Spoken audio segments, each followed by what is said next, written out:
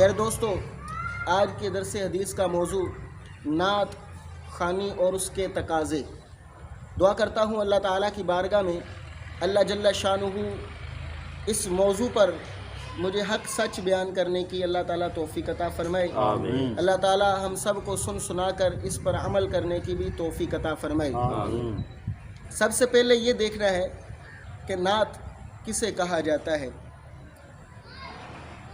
مختلف لغت کی کتابوں کے اندر آپ کو نعت کی تعریف یہی ملے گی کہ نعت وہ منظوم اشعار کی صورت میں پڑھا ہوا کلام جس میں آقا کریم صلی اللہ علیہ وآلہ وسلم کی تعریف و توصیف بیان کی جائے، اسے عرف عام میں نعت کہا جاتا ہے۔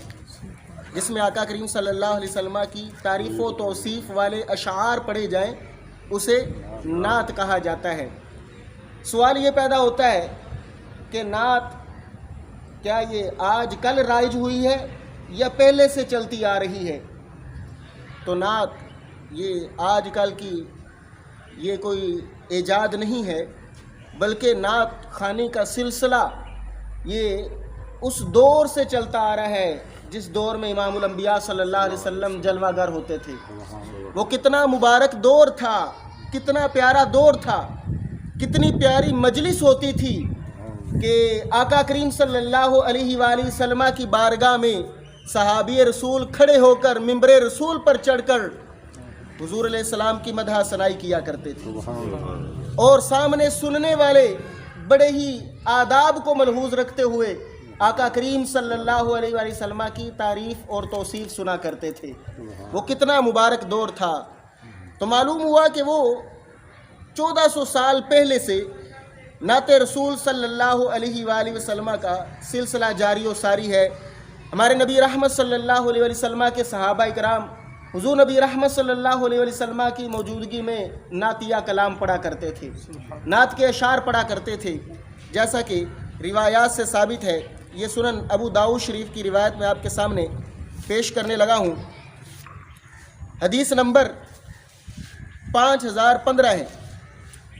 حضرت سیدنا عروہ بن زبیر رضی اللہ تعالی عنہ فرماتے ہیں، ان عائشہ قالت کان رسول اللہ صلی اللہ علیہ وآلہ وسلم، حضرت عروہ بن زبیر فرماتے ہیں کہ ام المومنین اما عائشہ صدیقہ رضی اللہ تعالی عنہ نے فرمایا، کیا فرمایا؟ آپ فرماتی ہے رسول اللہ صلی اللہ علیہ وسلم یدعو لحسان منبرا فی المسجد فیقوم علیہ یہجو من قال فی رسول اللہ صلی اللہ علیہ وآلہ وسلم۔ ام المومنین اما عائشہ صدیقہ رضی اللہ تعالی عنہ فرماتی ہیں کہ آقا کریم صلی اللہ علیہ وآلہ وسلم مسجد میں حضرت حسان بن ثابت رضی اللہ تعالی عنہ کے لیے ممبر لگوایا کرتے تھے۔ کن کے لیے ممبر لگواتے تھے؟ حسان بن ثابت رضی اللہ تعالی عنہ کے لیے ممبر لگواتے تھے، اور حضرت حسان بن ثابت رضی اللہ تعالی عنہ اس ممبر پر کھڑے ہو جاتے اور آقا کریم صلی اللہ علیہ وسلم کی تعریف و توصیف میں اشعار پڑھا کرتے تھے۔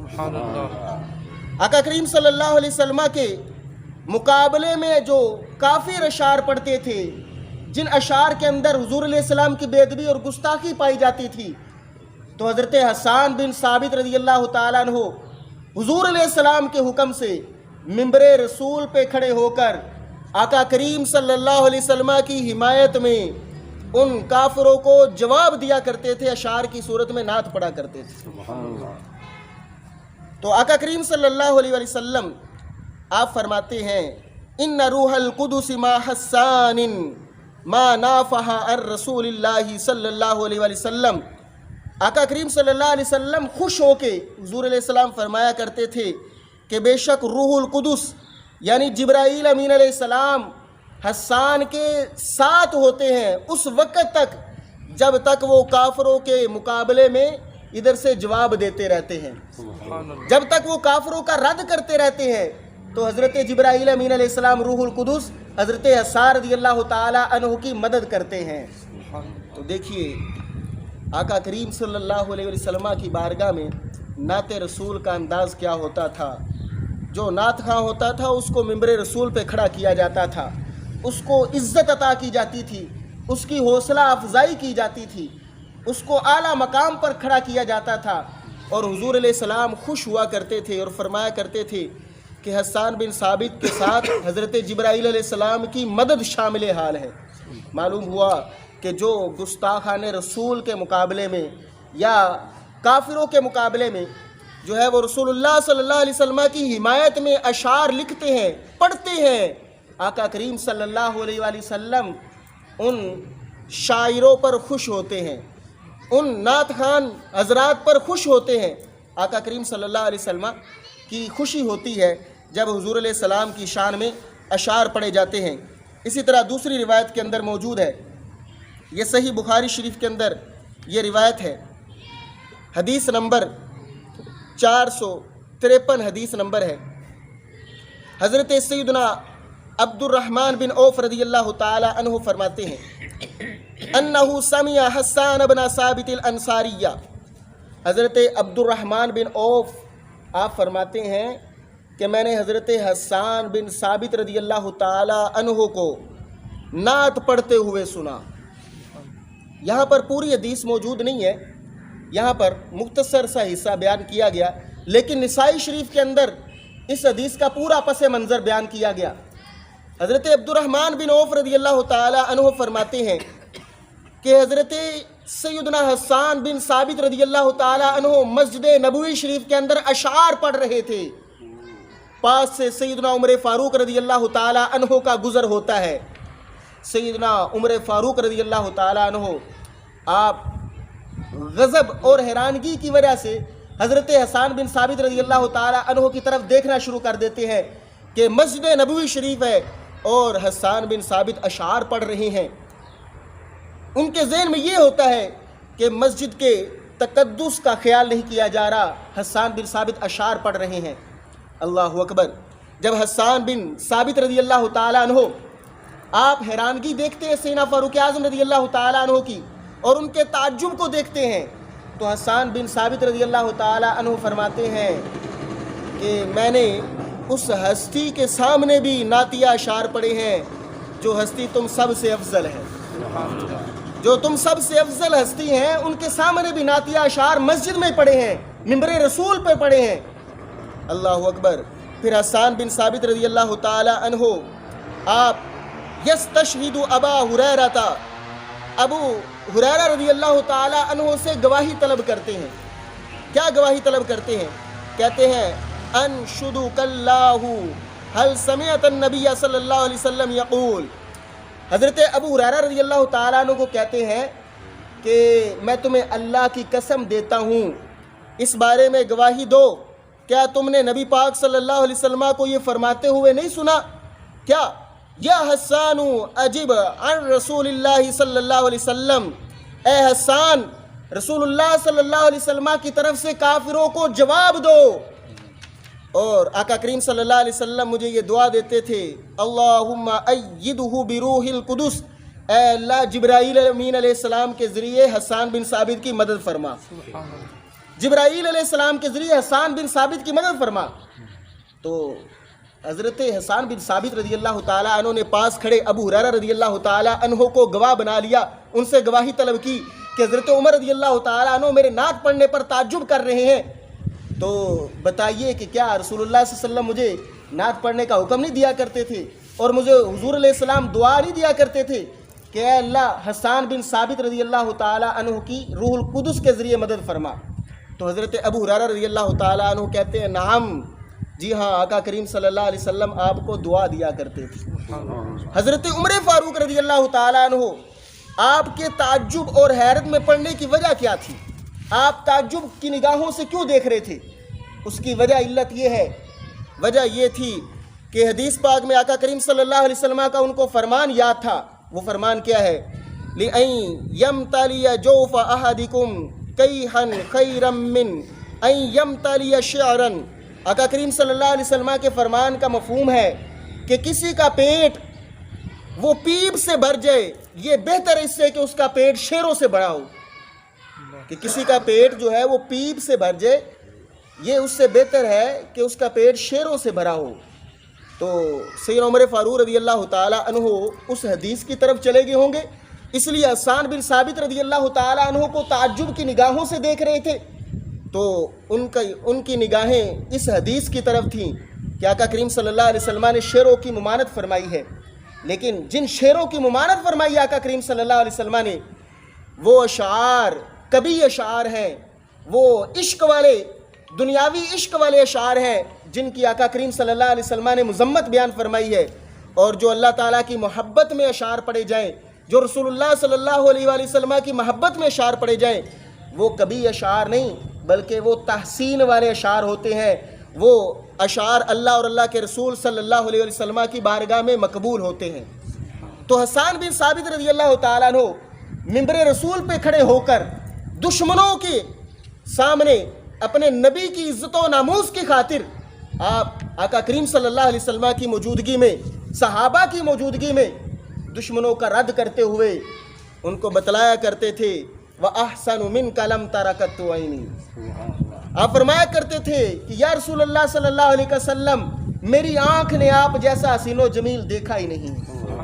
ابو جہل، ابو لہب، عتبہ، شیبہ، یہ لعین مردود، یہ تو نبی علیہ السلام کو دیکھ کر کہا کرتے تھے کہ یہ ہماری مثل ہے، ہماری مثل کھاتے پیتے ہیں، ہماری مثل شادیاں کرتے ہیں، چلتے پھرتے ہیں، یہ بشری لباس پہن کر آئے ہیں، یہ نبی کیسے ہو سکتے ہیں، یہ رسول کیسے ہو سکتے ہیں۔ تو یہ لعین مردود شیطان، یہ تو نبی علیہ السلام کی عظمت و شان کا انکار کرنے والے تھے، لیکن حسان بن ثابت رضی اللہ تعالیٰ عنہ آپ سے یہ برداشت نہیں ہوتا تھا۔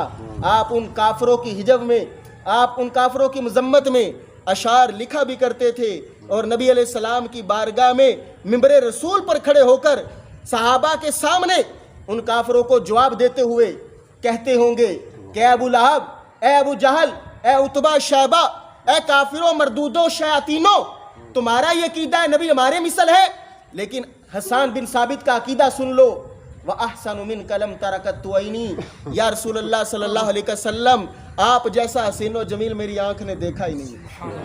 وَأَجْمَلُ مِنْكَ لَمْ تَلِدِ النِّسَاء، یا رسول اللہ آنکھ دیکھتی کیسے، یا رسول اللہ آپ جیسا حسین و جمیل کسی ماں نے جنا ہی نہیں ہے۔ خُلِقْتَ مُبَرَّأً مِنْ كُلِّ عیب، یا رسول اللہ آپ کو ہر عیب سے بری پیدا کیا گیا ہے۔ کَأَنَّكَ قَدْ خُلِقْتَ كَمَا تَشَاءُ، یا رسول اللہ ایسے لگتا ہے جیسے آپ نے چاہا تھا خدا نے آپ کو ویسے ہی پیدا فرمایا۔ تو حسان بن ثابت رضی اللہ تعالیٰ عنہ آپ کی نعت پڑھنا آقا کریم صلی اللہ علیہ وسلم کو اتنی پسند تھی کہ حضور علیہ السلام حسان بن ثابت رضی اللہ تعالیٰ عنہ کے سر پر ہاتھ رکھ کر یہ دعا کیا کرتے تھے کہ اللہم ایدہ بروح القدس، اے اللہ حسان بن ثابت کی روح القدس کے ذریعے مدد فرما۔ تو معلوم ہوا کہ آقا کریم صلی اللہ علیہ وسلم کی شان میں اشعار لکھنا، اشعار پڑھنا، یہ آقا کریم صلی اللہ علیہ وآلہ وسلم کو بڑا ہی محبوب لگتا ہے۔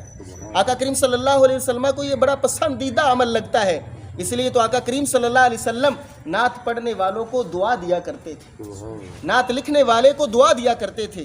اللہ اکبر۔ ایک روایت میں سیرت ابن ہشام میں یہ روایت موجود ہے، جب حوازن کی فتح ہوئی تو مسلمانوں کو اللہ تعالیٰ نے بہت سارا مال غنیمت عطا فرمایا، بہت کثیر تعداد میں مال غنیمت ملا۔ جب مال غنیمت مل گیا تو آقا کریم صلی اللہ علیہ وآلہ وسلم نے حوازن کے وفد سے پوچھا کہ تمہارے سردار مالک بن عوف کہاں پر ہیں؟ کیونکہ سردار اس وقت موجود نہیں تھے، تو جو اس وقت قیدی موجود تھے ان سے آقا کریم صلی اللہ علیہ وسلم نے پوچھ لیا کہ تمہارے سردار مالک بن عوف کہاں پر ہیں؟ تو انہوں نے عرض کی یا رسول اللہ صلی اللہ علیہ وسلم وہ سقیفہ کے ساتھ طائف کے مقام پر موجود ہیں۔ تو آقا کریم صلی اللہ علیہ وسلم نے حوازن کے اس وفد کو ارشاد فرمایا۔ کیا ارشاد فرمایا؟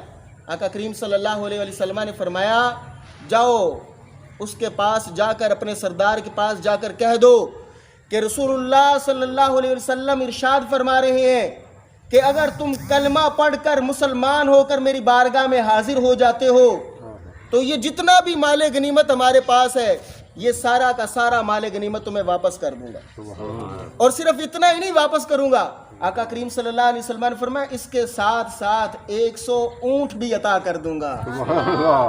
یہ ہے میرے نبی کی سخاوت۔ ہاں جی، آقا کریم صلی اللہ علیہ وسلم نے فرمایا 100 اونٹ بھی دے دوں گا۔ اللہ اکبر۔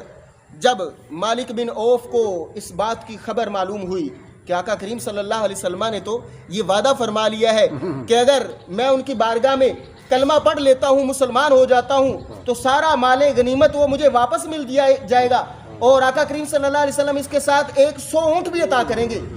تو انہیں بڑی اس بات کی خوشی ہوئی، وہ رسول اللہ صلی اللہ علیہ وسلم کی بارگاہ میں حاضر ہو کر کلمہ پڑھ کر مسلمان ہو جاتے ہیں، کلمہ پڑھ کر مسلمان ہو جاتے ہیں۔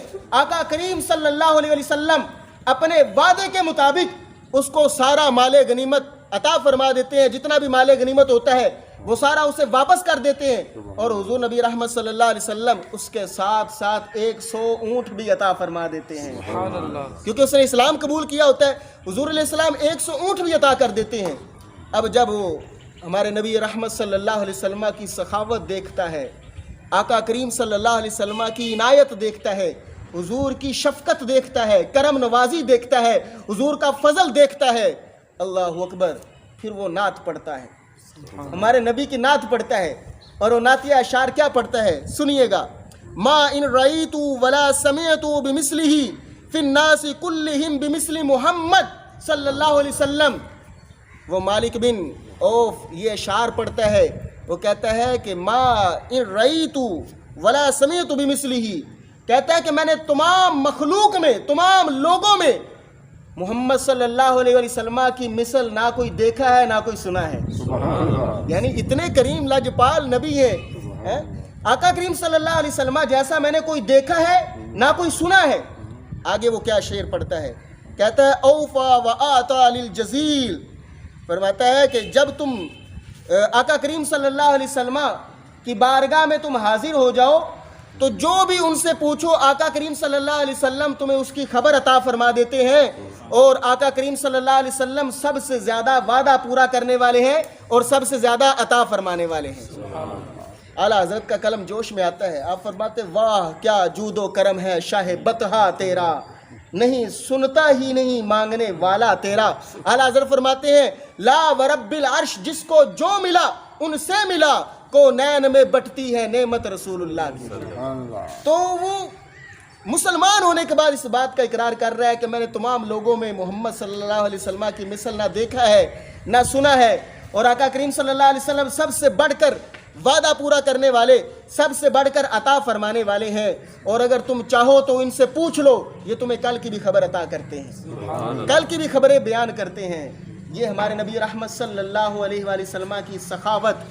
اور جب آقا کریم صلی اللہ علیہ وآلہ وسلم نے دیکھا کہ حضرت مالک بن عوف نے نبی علیہ السلام کی بارگاہ میں اشعار کا نذرانہ پیش کیا ہے، تو آقا کریم صلی اللہ علیہ وسلم نے اسے اپنا حلہ بھی عطا فرما دیا، اپنا جبہ بھی عطا فرما دیا۔ یہ ہے نبی رحمت صلی اللہ علیہ وسلم کی سخاوت۔ تو ان احادیث مبارکہ کی روشنی میں معلوم ہوا کہ جو نبی کی شان میں اشعار لکھتا ہے، جو نبی علیہ السلام کی شان میں اشعار پڑھتا ہے، آقا کریم صلی اللہ علیہ وسلم کو وہ بڑا محبوب ہے۔ آقا کریم صلی اللہ علیہ وسلم اسے دعائیں عطا فرماتے ہیں، اسے تحائف دیتے ہیں، اللہ اکبر۔ تو آج اگر اس بات پہ عمل کیا جائے، حضور کی محبت میں اشعار لکھے جائیں، محبت میں پڑھے جائیں، عشق رسول میں پڑھے جائیں، تو کیا آقا کریم صلی اللہ علیہ وآلہ وسلم آپ اپنے عاشقوں کو آپ کچھ عطا نہیں فرمائیں گے؟ آقا کریم صلی اللہ علیہ وسلم، سب سے بڑی نعمت یہ ہے کہ آقا کریم صلی اللہ علیہ وسلم دیدار عطا فرما دیں۔ تو حضور علیہ السلام آپ کچھ نہ کچھ عطا فرمانے پر قادر ہیں۔ جو کچھ بھی ملتا ہے حضور علیہ السلام کے توسل سے ملتا ہے۔ حضور خود فرماتے ہیں کہ انا قاسم واللہ یعطی، کہ میں تقسیم کرنے والا ہوں، اللہ تعالیٰ مجھے عطا فرماتا ہے۔ تو آقا کریم صلی اللہ علیہ وسلم نعت پڑھنے والوں کو پسند فرماتے ہیں۔ آج محافل نعت کے اندر کچھ باتوں کو ملحوظ نہیں رکھا جاتا، نعت کے آداب کا خیال نہیں رکھا جاتا، تو وہ میں آپ کے سامنے کچھ آداب بیان کرتا ہوں کہ نعت پڑھنے کے کیا آداب ہیں اور نعت سننے کے کیا آداب ہیں، تو ان کو ملحوظ رکھنا چاہیے۔ صحابہ کرام کی کیا حالت ہوتی تھی جب نبی رحمت صلی اللہ علیہ وآلہ وسلم واعظ فرماتے تھے، تو صحابہ کرام رضی اللہ تعالیٰ عنہم اجمعین ایسے بیٹھتے جیسے ان کے سروں پر پرندے بیٹھے ہوئے ہیں، اگر ذرا برابر بھی حرکت کریں گے تو کہیں وہ پرندے اڑ نہ جائیں، یہ حالت اور یہ کیفیت ہوتی تھی۔ تو اس لیے نعت کے آداب سماعت فرما لیں۔ نعت کے آداب میں سے محدثین نے، مفسرین نے، علماء نے، مفتیان کرام نے یہ آداب بیان کیے ہیں کہ سب سے پہلے نعت خواں کو باوضو ہونا چاہیے، وہ وضو کی حالت میں نعت پڑھ رہا ہو، اور جو شرکاء ہیں جو محفل نعت میں آئے ہوئے ہیں ان کو بھی باوضو آنا چاہیے، بغیر وضو کے نعت والی محفل میں شامل نہیں ہونا چاہیے۔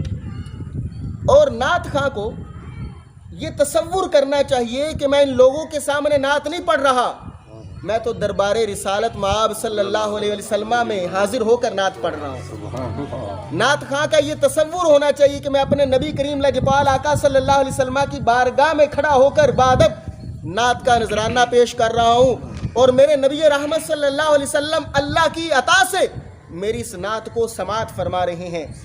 تو یہ نعت خواں کا یہ تصور ہونا چاہیے۔ اور شرکاء جو حاضر ہوتے ہیں محفل کے اندر، انہیں بڑے ہی آداب کے ساتھ محفل میں بیٹھنا چاہیے، دو زانوں ہو کر اپنے سر کو جھکا کر ادب کے ساتھ محفل میں بیٹھنا چاہیے، اور دوران نعت بات چیت کرنے سے گریز کرنا چاہیے۔ عموماً ایسا ہوتا ہے ادھر نعت پڑھی جا رہی ہوتی ہے اور ادھر جو ہے وہ لوگ باتوں میں مشغول ہوتے ہیں، ایک دوسرے کے کان میں باتیں کی جا رہی ہوتی ہیں، تو یہ نعت کے آداب کے خلاف ہے، اس لیے اس کو مد نظر رکھنا چاہیے۔ اور محفل نعت میں جہاں جگہ ملتی ہے وہاں پر بیٹھ جانا چاہیے، یہ نہیں کہ لوگوں کی گردنیں پھلانگ کے بندہ آگے جا رہا ہو اور لوگوں کو تکلیف پہنچا رہا ہو، تو اس کی بھی اجازت نہیں ہے۔ اگر کسی نے آگے بیٹھنا ہے تو اسے چاہیے پہلے آئے، ورنہ اگر جہاں بھی جگہ ملتی ہے اسے اسی جگہ پر بیٹھ جانا چاہیے۔ لوگوں کی گردنیں پھلانگنے سے آقا کریم صلی اللہ علیہ وآلہ وسلم نے منع فرمایا ہے۔ اسی طرح جمعے کے بارے میں بھی حکم ہے کہ جب جمعے کے دن تم آؤ تو مسجد میں لوگوں کی گردنیں مت پھلانگو۔ تو آقا کریم صلی اللہ علیہ وسلم نے وعید بیان کرتے ہوئے فرمایا کہ جو لوگوں کی گردنیں پھلانگ کر آئے گا گویا کہ اس نے جہنم کی طرف اپنا پل بنا لیا۔ تو کتنی بڑی وعید ہے۔ تو اگر نعت خواں نعت پڑھ رہا ہو تو پیچھے سے آنے والا جو ہے وہ یہ خواہش مند ہو کہ میں آگے چلا جاؤں، تو وہ لوگوں کی گردنیں پھلانگ کر آئے گا، لوگوں کو اذیت پہنچا کر آئے گا، تو کیا اللہ اور اللہ کے رسول صلی اللہ علیہ وسلم اس بات سے راضی ہوں گے؟ تو ہرگز نہیں راضی ہوں گے۔ اس لیے جہاں جگہ ملے، یہ کیا کم ہے کہ ان کی محفل میں بندہ بیٹھ جائے؟ ہاں جی، کتنی بڑی سعادت مندی ہے۔ تو گردنیں نہیں پھلانگ کر جانا چاہیے، یہ محفل نعت کے آداب کے خلاف ہے۔ اسی طرح اگر کسی کو جگہ نہ مل رہی ہو تو اس کے لیے جگہ کشادہ کر دینی چاہیے تاکہ وہ بھائی بھی آپ کے ساتھ بیٹھ سکیں۔ آگے جی، یہ تھا محفل نعت کے آداب کے حوالے سے کچھ چیزیں آپ کے سامنے بیان کی۔ اب ہے نعت کے اندر جو نوٹ کا سلسلہ چلتا ہے، نوٹ پھینکے جاتے ہیں نعت خواں پر، اس کے بھی دو نقصان ہیں۔ دو نقصانات کی وجہ سے اوپر سے نوٹ نچھاور نہیں کرنے چاہیے، نوٹ نہیں پھینکنے چاہیے۔ پہلا نقصان کیا ہے؟ پہلا نقصان یہ ہے کہ جو بندہ نوٹ نچھاور کر رہا ہے، نوٹ پھینک رہا ہے، اس کے دل میں تکبر پیدا ہوگا، اس کے دل میں یہ خیال پیدا ہوگا کہ میں بڑا سخی ہوں، میری واہ واہ ہونی چاہیے، لوگ مجھے بڑا مالدار سمجھیں گے۔ تو اگر یہ بات اس کے دل میں پیدا ہوگی تو اس کا وہ عمل اللہ کی بارگاہ میں قبول نہیں ہوگا۔ تو اس لیے اگر کسی کو دینا بھی ہے تو وہ بطور ہدیہ تحفۃً دے دینا چاہیے، نہ کہ اس نعت کے عوض دینا چاہیے۔ اور نعت پڑھنے والے کو بھی یہ سوچنا چاہیے کہ میں نعت کے عوض نہیں لے رہا ہوں، نعت کے عوض نہیں لے رہا ہوں۔ تو اس لیے یہ پہلا نقصان لازم آتا ہے کہ بندے کے دل میں نمود و نمائش پیدا ہوتی ہے کہ لوگ مجھے دیکھ کر سخی سمجھے، واہ واہ کریں۔ تو یہ چیز نہیں ہونی چاہیے۔ اگر یہ چیز آپ کے دل میں آ جاتی ہے نوٹ پھینکتے ہوئے تو یہ تکبر ہے، یہ ریاکاری ہے، یہ نمود و نمائش ہے۔ تو ریاکاری والا جو بھی عمل ہوتا ہے اسے شرک اصغر کہا گیا ہے۔ تو شرک اصغر کی وجہ سے اس کا وہ عمل برباد ہو جائے گا، وہ ضائع ہو جائے گا۔ تو یہ پہلا نقصان لازم آتا ہے نوٹ پھینکنے کی صورت میں۔ دوسرا نقصان کیا ہے؟ دوسرا نقصان نعت خواں کے حوالے سے کہ جب بندہ کوئی اس کے اوپر جا کر نوٹ نچھاور کرے گا تو اس کی توجہ جو ہے وہ نعت رسول کی طرف نہیں رہے گی، اس کی توجہ نعت رسول کی طرف نہیں رہے گی، بلکہ اس کی توجہ جو ہے وہ نوٹوں کی طرف آ جائے گی، پیسے کی طرف اس کی توجہ آئے گی۔ تو وہ رسول اللہ صلی اللہ علیہ وسلم کی بارگاہ سے ہٹ کر وہ نوٹ کی طرف متوجہ ہو جائے گا۔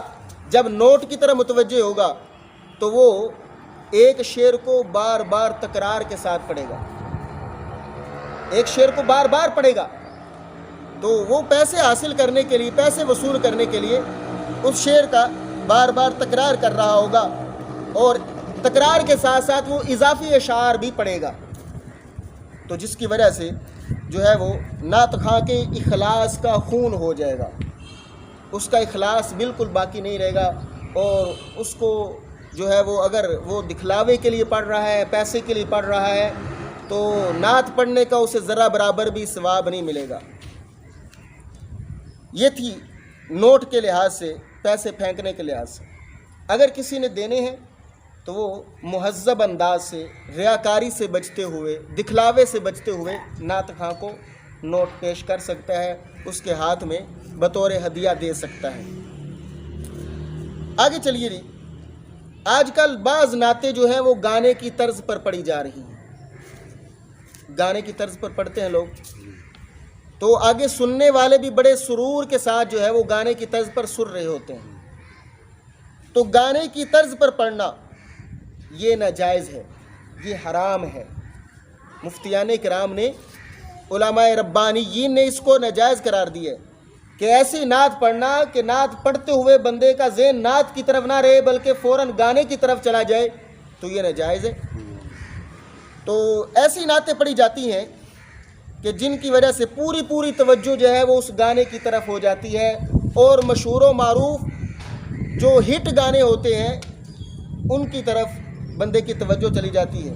اگر کوئی نعت خواں یہ کہے کہ گانے ہی اتنے تعداد میں ہو چکے ہیں کہ کوئی بھی نعت ہم پڑھتے ہیں تو گانے کی طرز پر چلی جاتی ہے، تو ہم اسے کہیں گے کہ بھئی تم تھوڑے سے جو ہے وہ آہستہ طرز پر پڑھ لو، ایسے انداز میں پڑھ لو کہ تمہاری نعت کی طرز جو ہے وہ گانے کی طرز پر نہ ہو، تو یہ جائز ہو جائے گا۔